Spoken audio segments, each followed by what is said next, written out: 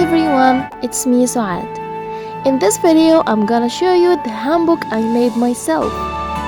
Ever since I got interested in Korean culture, hanbok was one of the most interesting things that caught my attention, and I wanted to try it so much.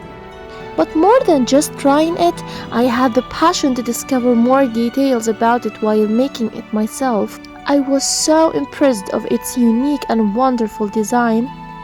I had some difficulty because I could barely find any Arabic sources to help me understand the design, but that didn't stop me. So I bought the fabric and I used my mind to create the design, and I started making it.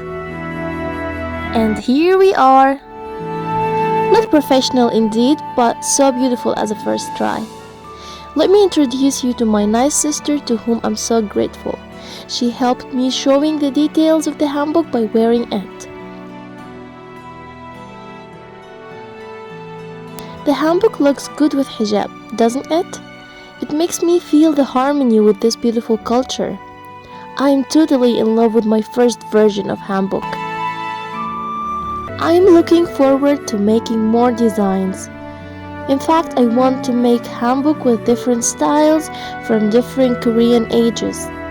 As we know, there are many different styles of hanbok according to the era, class of people, and occasions.